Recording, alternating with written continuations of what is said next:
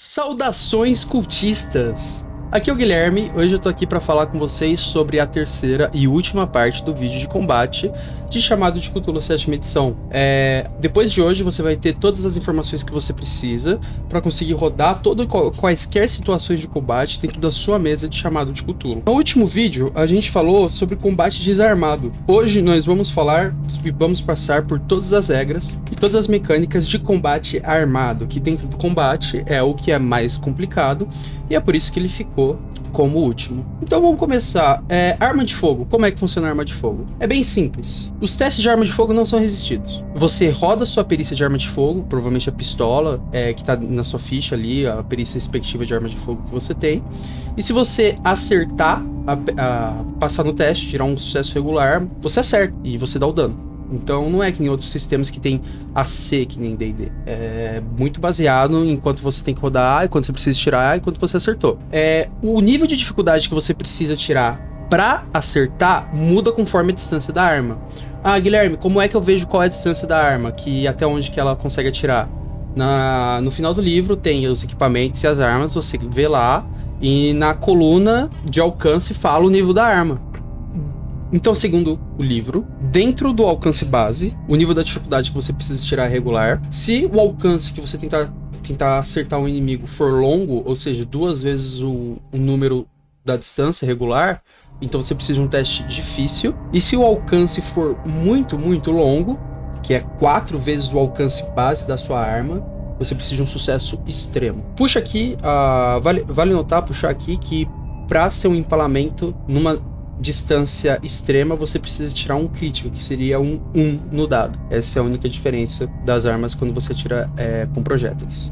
Basicamente é bem simples. Quando o personagem tá segurando uma arma, quando ele começa um turno, ele ganha 50 pontos de destreza a mais. Então, se ele já estiver preparado com qualquer tipo de arma, ele ganha 50 pontos na ordem de destreza.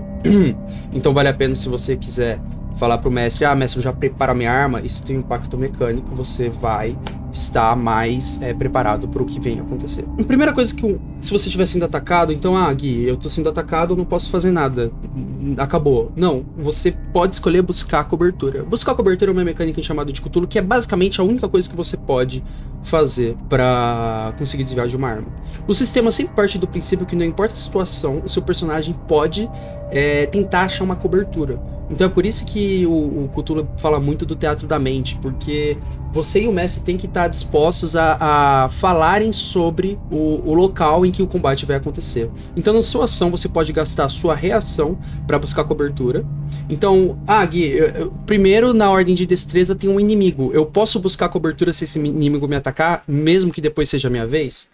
Sim, você pode buscar cobertura, só que aí nesse caso você não vai agir nesse turno. E se você já agiu nesse turno e você decidiu buscar cobertura, você vai perder o seu movimento no próximo turno. O que acontece quando buscar cobertura é que o defensor precisa fazer uma rolagem de esquiva ou dodge, e se ele passar na esquiva e no dodge, ele dá uma desvantagem pro atacante. Então, mesmo tentando buscar cobertura, não é necessariamente o melhor jeito de você... Não é uma garantia de sucesso, não é uma garantia de que você vai se dar bem. Mas é a melhor e a única coisa que você pode fazer. De novo, mecanicamente feito como um sistema que leva em consideração a mortalidade dos personagens. Vocês têm que pensar nisso. A partir de agora, a gente vai falar dos modificadores de ataque de armas de fogo. Os modificadores de ataque de armas de fogo são basicamente as coisas que vão te dar vantagem ou desvantagem quando você estiver tentando acertar com uma arma de fogo.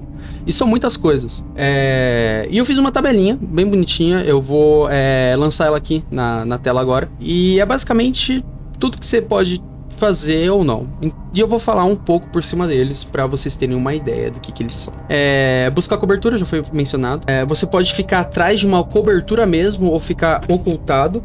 E aí você ganha, por exemplo, o atacante ganha um dado de penalidade se você estiver escondido. Se metade do corpo estiver oculto, você tem que adicionar um dado de penalidade pro ataque de arma de fogo. Se você tiver a queima-roupa, atirando a queima-roupa, você ganha um dado de bônus. E o que é uma distância queima-roupa? Uma distância queima-roupa é a destreza do atirador dividida por 15. Então, se você estiver nessa distância de um personagem, você tem um bônus de queima-roupa. Ah, Guilherme, isso daí é muito específico.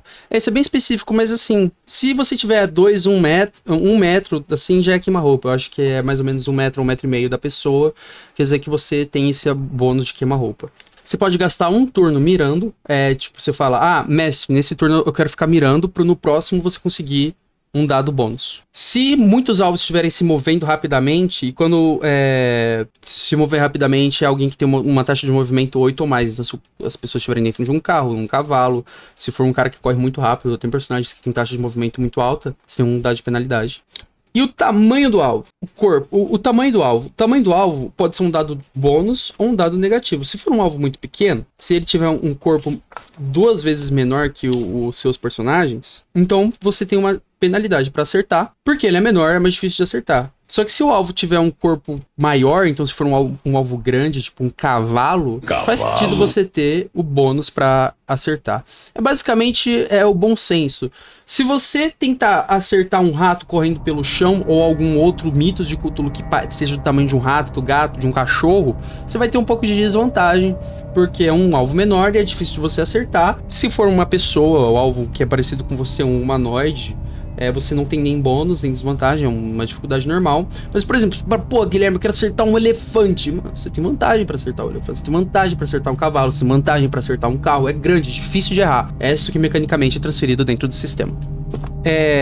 Pra você recarregar a arma de fogo, você precisa gastar um turno pra recarregar 2 balas ou cartuchos de qualquer tipo de revólver, rifle ou espingarda. Você pode, entretanto, escolher recarregar em uma rodada um tiro e atirar com um dado de penalidade. É basicamente isso. Agora a gente vai entrar na parte que começa a ficar um pouco mais complicada, mas nem tanto, que são mais de um tiro.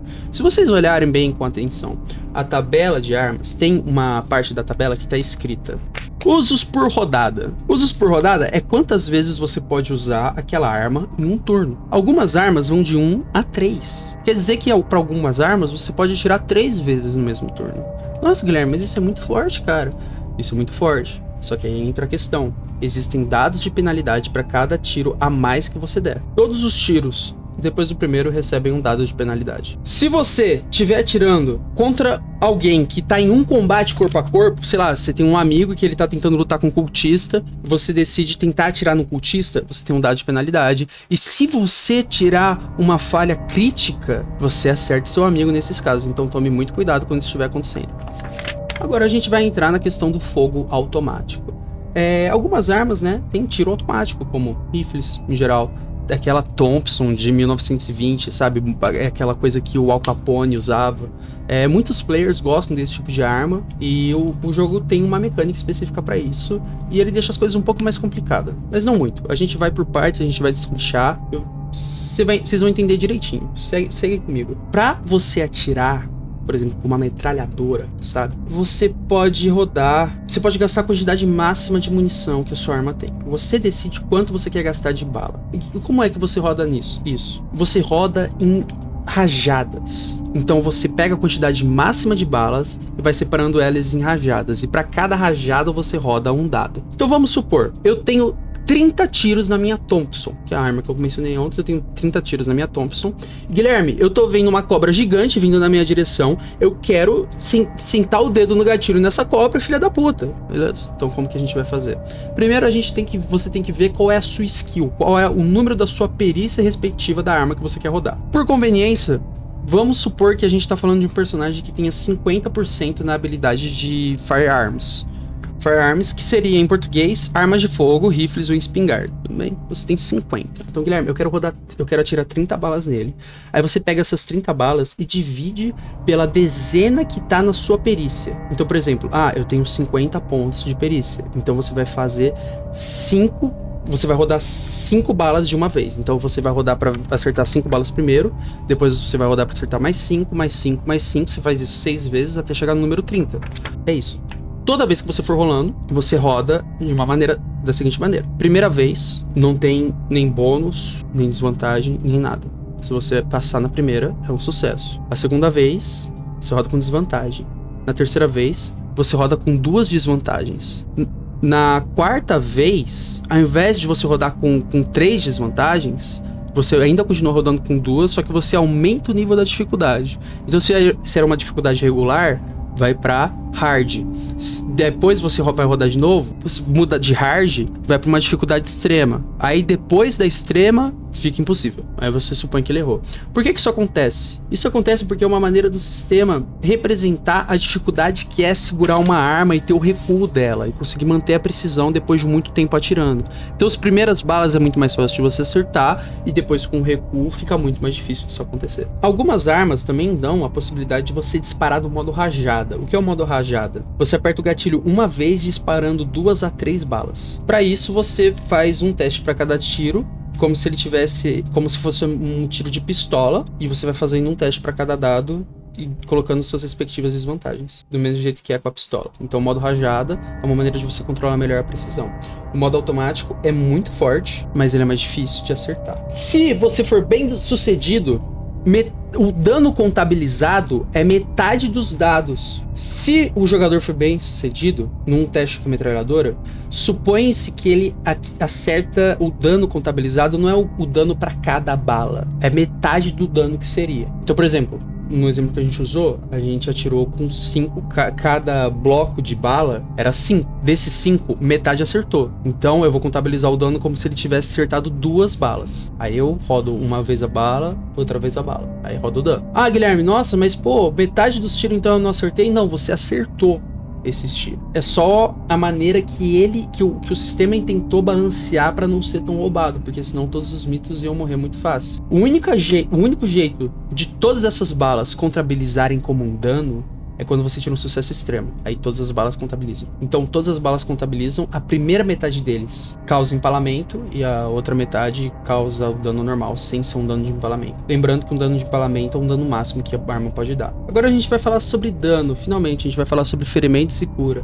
Afinal, não é só os personagens que vão atirar nos inimigos, né? Os personagens também vão tomar muita porrada. Então como é que funciona? Existem níveis de ferimentos em Chamado de Cthulhu. Se no seu turno você tomou um dano que seja menor do que a metade dos seus pontos de vida, é contabilizado como um dano normal. Se você tomou um dano que é igual ou maior que a metade dos pontos de vida do personagem, aí você já tomou uma lesão mais forte, você tomou uma lesão grave. Se você tomar em um único dano uma quantidade de pontos que seja maior do que a sua vida, se o seu personagem tiver 16 pontos de vida e você tomou 16 pontos de dano, seu personagem morre na hora. Não tem que rolar, você simplesmente morreu. Quando você toma um dano normal, não tem nenhum efeito adicional. Você toma o dano e continua a sua vida até você conseguir recuperar, que a gente já vai falar daqui a pouco. Mas quando você toma um tipo de lesão que é uma lesão grave, existem algumas coisas que você precisa levar em consideração. Alguns efeitos adicionais podem acontecer. Quando você toma uma lesão grave, acontecem as seguintes coisas, nessa ordem. A primeira coisa que você vai fazer vai ser na sua ficha e vai marcar na caixinha que está escrito na sua ficha lesão grave. A segunda coisa que você vai fazer é cair imediatamente no chão. Se o personagem cai no chão, ele fica prostrado. O que isso quer dizer é que você vai ter que gastar uma ação de movimento para levantar no próximo turno. Você tem que fazer um teste bem sucedido de constituição para evitar que você fique inconsciente. E se os pontos de vida atuais caírem para 0 enquanto o personagem estiver com a lesão grave marcada, o personagem agora entra na condição morrendo. São só essas coisas que você tem que levar em consideração. Quando o personagem chega a 0 pontos de vida, acontecem alguns efeitos. O personagem depende de como ele chegou a 0. Se ele tiver só chegado a 0 pontos de vida, mas não sofreu nenhuma lesão grave, ele não morre, ele não está morrendo. Ele vai acabar se curando com o tempo. E se o personagem receber uma lesão grave, ele vai morrer em breve. Ele cai no chão, do mesmo jeito que a gente falou, e ele chegou a 0 pontos de vida, ele vai morrer em breve. Então ele precisa ser administrado alguma perícia que seja relacionada com cura. No caso seria primeiro socorro. Para rodar primeiro socorro, você chega no personagem, tem que ser administrado dentro de 1 hora. Se você tiver sucesso, um sucesso regular, o personagem recupera 1 ponto de vida. E você pode tentar rodar primeiros socorros em horas subsequentes para recuperar mais 1 ponto de vida no personagem. Mas aí as tentativas subsequentes no mesmo dia tem que ser como se fosse um teste forçado, ou seja, você tenta cuidar da pessoa, mas se você falhar nesse teste, aí uma coisa ruim acontece. Você também pode rodar medicina. Medicina, você precisa de 1 hora para administrar a perícia medicina na pessoa. É como se fosse uma cura mais séria, sabe? Um médico, alguém especializado fazendo isso. Aí, nesse caso, o personagem consegue recuperar 1d3 além do quanto de vida ele recuperou do primeiro socorros. Morrendo. Se o seu personagem chega a 0 pontos de vida, mas também tiver sofrido uma lesão grave, ele está morrendo. Aí você vai lá na sua ficha de personagem, você clica, você marca a caixinha morrendo e a gente vai fazer as coisas a seguir. O personagem fica imediatamente inconsciente e o jogador precisa fazer um teste de constituição no final da próxima rodada e a cada rodada subsequente. Se você falhar em qualquer teste de constituição quando você estiver na condição de morrendo uma vez, você morre. Só a perícia Primeiros Socorros pode ser utilizada para estabilizar um personagem que estiver morrendo. Medicina não pode ser utilizada. Quando o paciente é estabilizado, ele ganha 1 ponto de vida temporário. E ao final de cada hora dentro do jogo, ele tem que fazer um teste de constituição. Se ele falha no teste de constituição, a condição dele piora e ele volta para a condição de morrendo. Então, o único jeito de você salvar uma pessoa que estiver morrendo é você fazer um teste bem sucedido primeiro de primeiros socorros, para conseguir estabilizar o paciente, e depois um teste de medicina, para fazer de vez com que o paciente comece a recuperar. Recuperando o dano. Como você recupera a vida? Claro, tem o primeiros socorros, tem a medicina que a gente falou. Se uma recuperação de dano normal, você recupera 1 ponto de vida por dia dentro do jogo. Se você não tiver sofrido nenhuma lesão grave, né? Se você sofreu dano normal, 1 ponto de dia. Se você tiver sofrido dano normal, 1 ponto de recuperação por dia dentro do jogo. A recuperação grave é um pouco mais complicado. O jogador precisa de uma semana inteira de repouso. No final dessa semana, ele tem que rodar um teste de constituição. Se ele passar, ele recupera 1d3 pontos de constituição. A lesão grave desaparece quando o jogador consegue ou um sucesso extremo no dado de constituição, ou quando pelo menos metade da vida dele é recuperada. Aí ele não tá mais num estado de lesão grave e ele pode desmarcar a caixinha na ficha dele. Com sucesso extremo, você recupera 2d3 pontos de vida. Se você tiver em um ambiente confortável, o jogador tem um dado bônus. E se durante essa semana o teste de constituição for um desastre, ou seja, de 95 a 100, aconteceu alguma complicação na recuperação dele. Aí o guardião tem que ser criativo e falar que aconteceu alguma coisa com ele, dar alguma desvantagem maior, ele não vai conseguir se curar a cargo do guardião, mas alguma coisa aconteceu. O jogo fala uma coisa interessante sobre inconsciência e morte. Em Chamado de Cthulhu, já que é muito fácil morrer, quando os jogadores ficam inconscientes, o guardião talvez escolha não necessariamente matar o jogador para ele aparecer depois em uma outra cena. Afinal, a gente tá falando de um jogo que a maior parte dos inimigos são cultistas malucos, então uma pessoa insana poderia muito bem deixar uma pessoa inconsciente e levar para um covil para depois usar num ritual. Não necessariamente mate seus jogadores no começo da aventura se eles chegarem a 0. Espera chegar na metade ou no final para ter um aumento da tensão, escalando, até que seja realmente, nossa, agora nós podemos realmente morrer de verdade. Saiba o momento certo de matar seus jogadores. Isso daí é bem difícil, depende muito do feeling, mas é só com a experiência que você vai trazer isso. Se você quiser mais informações sobre isso, eu recomendo vocês lerem o próprio livro de Chamado de Cthulhu. É isso aí, gente. A gente chegou ao final dos nossos sistemas de combate em Chamado de Cthulhu. Eu espero que vocês tenham entendido. Eu tô disposto a tirar qualquer dúvida. Eu não acho que eu tenha errado nada, mas se eu tiver errado, escrevam aqui nos comentários e eu vou fazer um vídeo errata falando sobre isso definitivamente. Ou eu posso até editar esse mesmo vídeo. Não se esqueçam de se inscrever no canal. Fala pra gente o que vocês querem ver, quais outros assuntos vocês querem ver, que RPG vocês querem que a gente traga. A gente tá trazendo muita coisa aí no futuro. Shadowrun, Cyberpunk, Star Trek, Cthulhu, Blades in the Dark. Muita coisa legal vai acontecer aqui. Então se você ficou com alguma dúvida, não tenham medo de falar com a gente. Por favor, se inscrevam no canal. Se isso foi útil pra você, nem que seja só um pouco, taca o like nesse vídeo, ajuda muita gente. A gente é um canal que tá começando agora, então qualquer ajuda realmente é muito boa.